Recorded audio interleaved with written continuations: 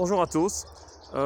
Si on veut éduquer nous-mêmes ou quelqu'un d'autre, on doit toujours savoir que si on veut faire passer le message, on doit toujours être sans intérêt. Si ça passe avec un intérêt, on est fâché contre l'autre, on veut le prouver qu'on est mieux, etc.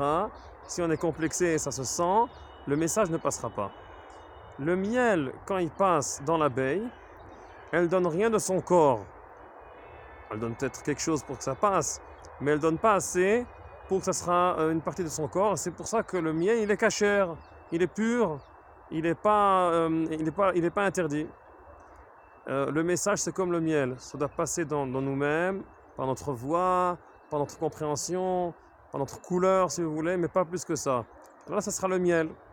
Dans notre paracha, la paracha de cette semaine, c'est Vaishlach, on nous raconte que Yaakov, quand il retourne de Lavan, il y a quelqu'un qui l'accompagne, qui l'a appelé de retourner, et c'était la femme qui a allaité et qui a éduqué. Le Midrash dit, Unkelus dit qu'elle n'a pas que allaité, elle a éduqué, elle a enseigné Rivka. Et Rivka envoie Dvora, cette femme s'appelle Dvora, une abeille, et pour ramener Yaakov. Et au milieu, à côté de Bethel, elle est décédée, elle est morte. Et il y a un arbre qui pousse là-bas, on appelle Alon Bachout, c'est l'arbre que là-bas on a beaucoup pleuré. Pourquoi c'est tellement important? Parce que cette éducatrice, c'est elle qui a arrivé de faire passer le message, le noyau spirituel, sans être touchée. Et c'est pour ça que Rivka a été éduquée par cette femme qui s'appelle Dvora, dans la maison de Lavan, dans toute cette obscurité spirituelle, morale. Dvora sait faire passer le message proprement à Rivka.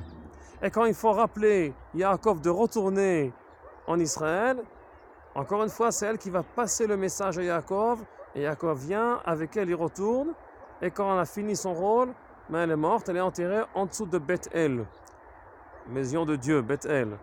C'est là-bas son rôle, c'est là-bas qu'elle doit être à côté enterrée, parce qu'elle a arrivé à faire passer le message comme il faut. Et cette Dvora, cette abeille, elle ne fait pas que du miel, elle donne du lait aussi. Elle arrive à allaiter. Alors on a une Dvora qui allaite et qui donne du miel. D'abord il faut donner le miel, il ne faut pas toucher, il faut laisser le message partir. Et après ça, on peut se donner complètement, c'est avec le lait qu'on le donne. Et là aussi, c'est du sang qui s'est purifié et devient du lait qui est kasher. On arrive à changer quand on se donne pour l'autre, quand on n'a pas un intérêt, on arrive à donner le miel et le lait, on arrive à faire grandir et pousser et éduquer nous-mêmes et les gens qui sont autour de nous. C'est écrit qu'en dessous de cet arbre-là, il y avait aussi une prophète qui s'appelait Dvora. Le Midrash dit que Dvora, Neviah, était en dessous de ce même arbre, que Dvora, c'est là qui a allaité Rivka, était enterré là-bas. Ça veut dire quoi?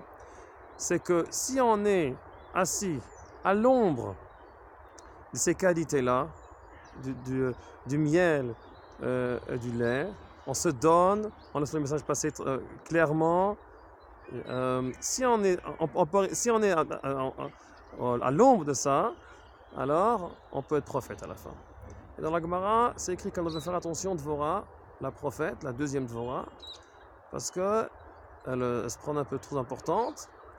La Gemara raconte sur ça. Alors c'est exprès, elle doit s'asseoir au-dessous de l'arbre de la première Dvora, Tomer Dvora, pour l'enseigner ces deux qualités.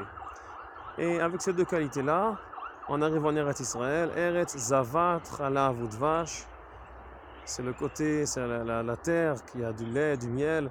Ça peut être du miel d'abeille, ça peut être du miel de dattes ou des figues.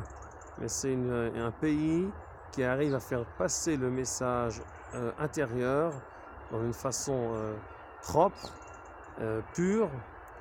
Et comme ça, on arrive à être influencé par cette terre. Alors, Shabbat Shalom Lekoulam. Et je vous souhaite beaucoup de miel et de lait, notre relation avec tous les gens qui sont autour de vous. Shabbat Shalom.